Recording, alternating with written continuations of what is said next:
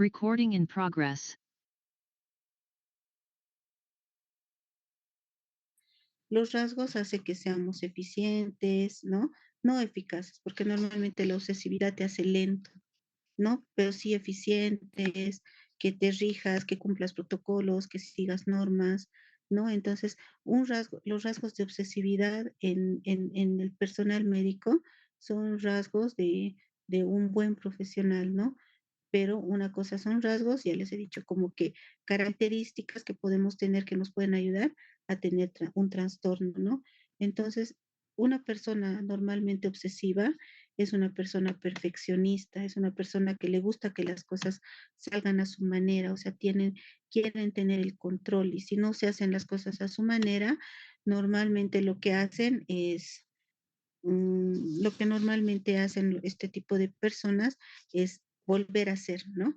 Lo repiten, lo corrigen para que salga como a ellos les gusta, ¿no? Porque si no sale a su manera, esto les genera ansiedad, un malestar, pueden ponerse irritables, enojarse, ¿no? Y vamos a ir reconociendo en algunos médicos, probablemente ustedes, en lo que se han ido formando, algún doctor obsesivo que quería que hagan todo como él, ¿no? Y que normalmente si hacían algo diferente ya era para que les riñan, para que les llamen la atención, ¿no? Entonces, dentro de las características, la primera son pensamientos obsesivos, que son pensamientos repetitivos, ¿no? Nosotros llamamos como ideas parásitas que se quedan ahí en la cabeza, ¿no? Ideas que a pesar que nosotros sabemos que no son correctas, las seguimos pensando, o sea, hacemos una crítica, ¿no? Decir, ¿por qué me tengo que lavar tanto las manos si yo sé que esto no está bien, ¿no? Pero a pesar de que lo razono, lo sigo haciendo, ¿no? Y la compulsión, que es el acto donde yo, digamos, me lavo varias veces las manos porque mi mente cree que mis manos están contaminadas, ¿no? Y que normalmente dice, ¿no? El comportamiento puede ser como lavarse las manos y puede ocupar horas, ¿no? Y en muchos casos no solo son horas, también son qué tipo de sustancia yo con las que me lavo o qué tipo de detergente o de antiséptico puedo utilizar, ¿no? Porque imagínense que en tiempo de pandemia había pacientes que se ponían amonio cuaternario en las manos, ¿no? Para evitar la contaminación. Entonces, imaginan esas manos cómo estaban y probablemente ustedes sepan de alguna persona que tenga este tipo de comportamiento, ¿no?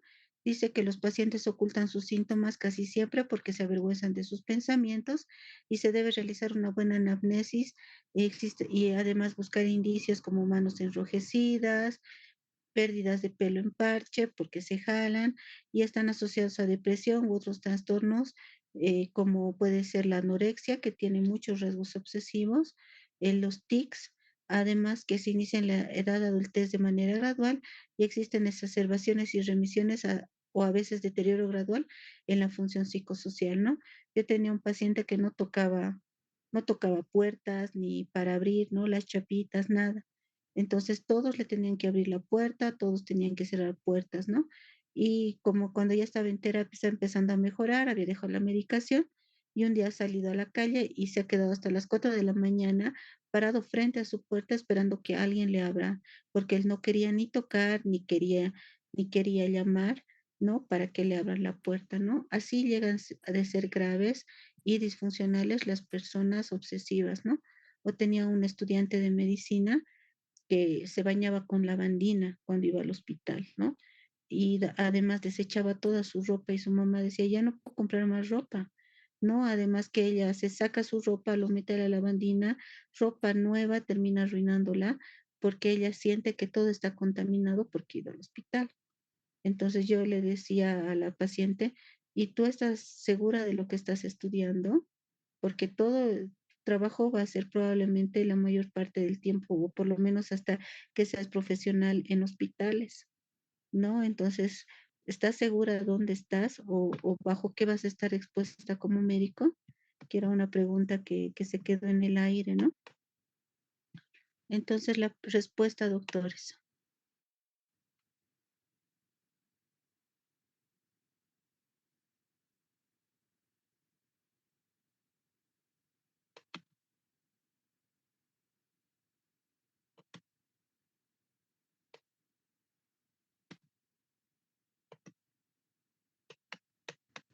Muy bien, del 2 al 3%. Respuesta, doctores.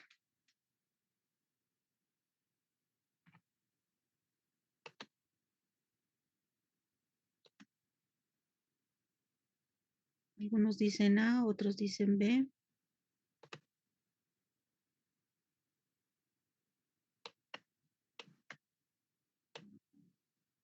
Muy bien, ¿no? Muy bien, doctores.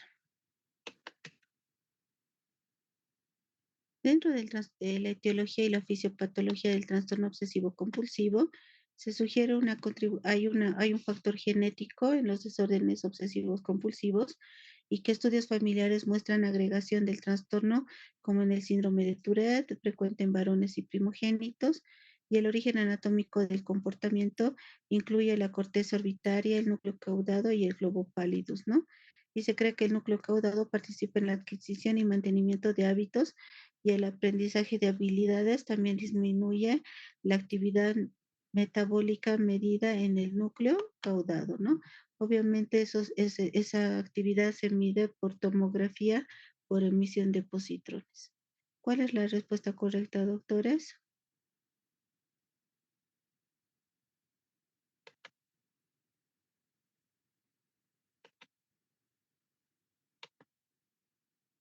¿No?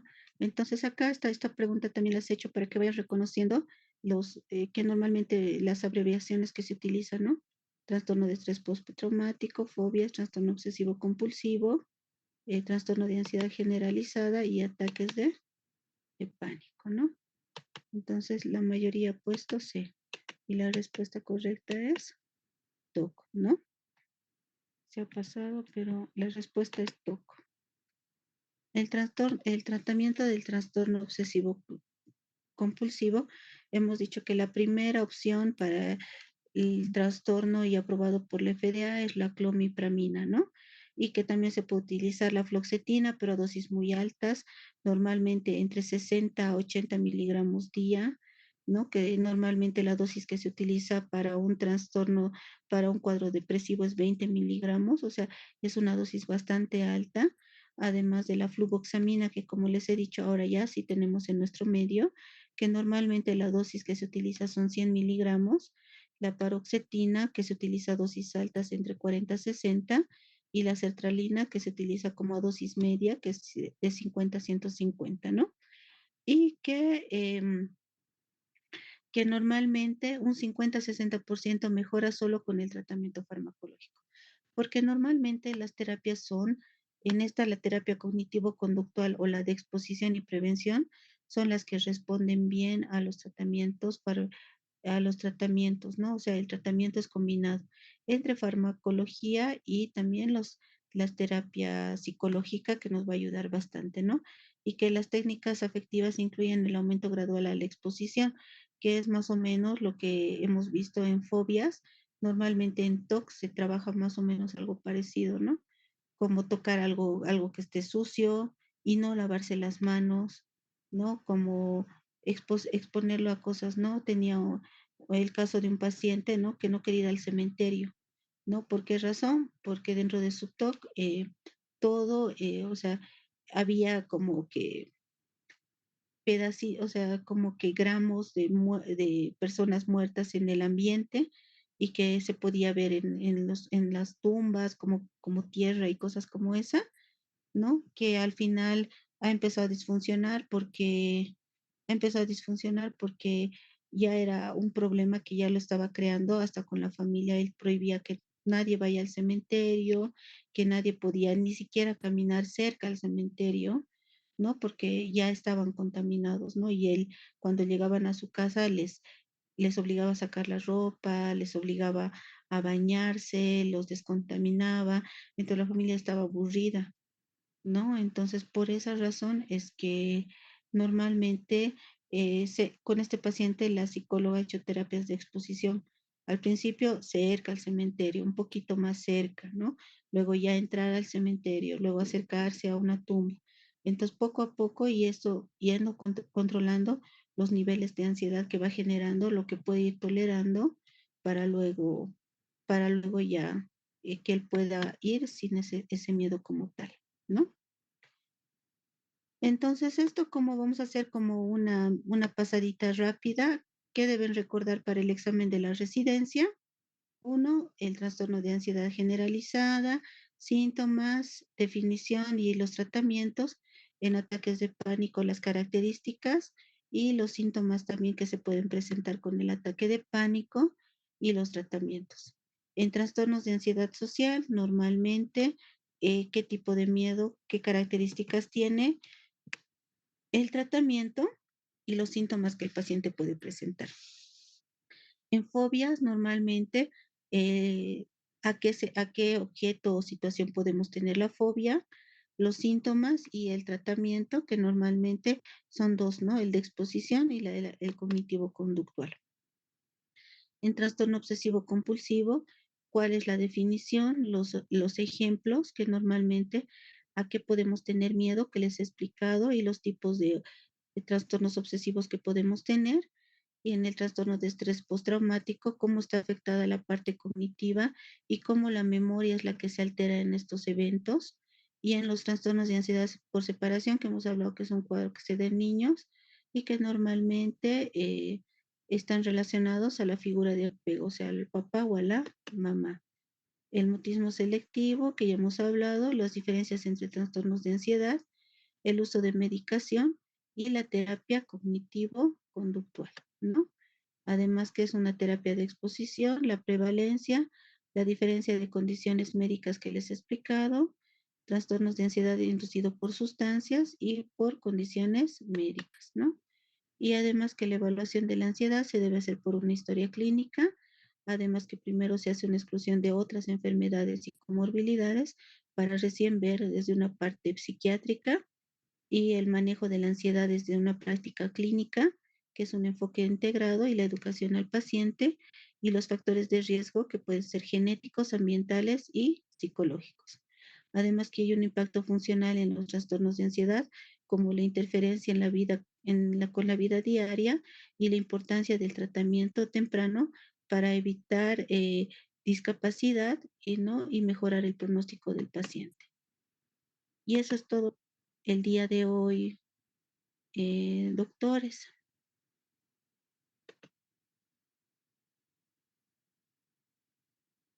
¿no? Entonces espero que les haya agradado la clase, que ansiedad es bonito, es algo que todos vamos a ver y tienen que estar preparados, doctores, para el futuro que van a estar ustedes tal vez mucho más presentes, que probablemente, según la OMS, en unos 10 años, las primeras enfermedades a nivel del mundo van a ser las enfermedades mentales, ¿no? Entonces, no es algo que va a estar fuera de ustedes, pero sí tienen ustedes la decisión de ignorarlas o tomarlas en cuenta. Entonces, ansiedad es un tema que tienen que aprender a reconocer y poder derivar en el momento correcto. Listo, doctores. Entonces, creo que es el día viernes, la siguiente clase, que vamos a hablar acerca de depresión. Y el día sábado más creo que tenemos esquizofrenia. Eh, entonces, yo los espero. Mañana creo que no.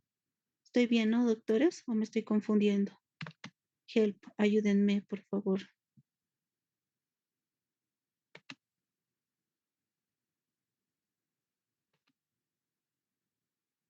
Bueno, creo que tampoco saben, así que voy a hablar nomás con el doctor Gastón y le voy a preguntar. A ver qué dice aquí. Aquí hay una preguntita. Si tienen algunas preguntas de ansiedad, este es el momento. A ver qué dice. Mm, la dosis del gamalate viene de 50 miligramos, pero por eso les digo, es mejor que se hagan preparar GABA en esas farmacias magistrales. Les va a ir bien, úsenlo, en serio que sí funciona. Tengo profesores, policías que han entrado, ¿no? Que han ascendido y han dado sus exámenes y todo eso. Y les ha ido bien. Dice una consulta, doctora, hace una semana fui de viaje con mi novio a la ciudad de Oruro. Ahí tuve una discusión con él, se enfadó y me dijo, nada, empezó a irritarse, luego tuvo una pérdida de conocimiento y empezó a convulsionar. Probablemente la situación estresante que él ha vivido ha generado, ¿no? Que algún lugar en su cerebro empiece a disfuncionar o si ha habido consumo de algo más, alcohol o algo, puede también haber sido un factor, ¿no? Entonces, sí, el estrés, muchos pacientes con epilepsia tienen cuadros de ansiedad y de depresión por la misma disfunción cortical que ellas tienen, ¿no? Entonces, eh, la idea es que después de que se regule un poco, y si solo ha sido una convulsión y no hay antecedentes, ojalá quede como una convulsión única, pero ese paciente tiene que acudir a probablemente a psiquiatría o a psicología para manejo de estrés, ¿no? Para que esto no vuelva a suceder, pero hay que hacerle un electro por si acaso, para ver que todo esté bien. A ver, aquí hay otra pregunta. ¿Sería un problema psicológico? No, porque si ha convulsionado y tú has visto que ha convulsionado y tú como médico has diagnosticado una convulsión y no como un cuadro histriónico, como lo decía Freud, ¿no? Entonces, sí, en ese caso sería bueno que vaya nomás a neurología, ¿no? Pero si normalmente no parecía tan convulsión y parecía más otro tipo de acto, entonces más hacerle el electro y a ver qué sale, ¿no? Primero el descarte, como les digo. La tomografía no ve nada, doctores, ¿no? Hay que hacer el electroencefalograma, que es lo que nos mide la actividad eléctrica, ¿no? Entonces ahí buscamos focos, vemos si hay algún lugar disfuncionando en el cerebro. A ver, aquí hay algo más, creo que ya no.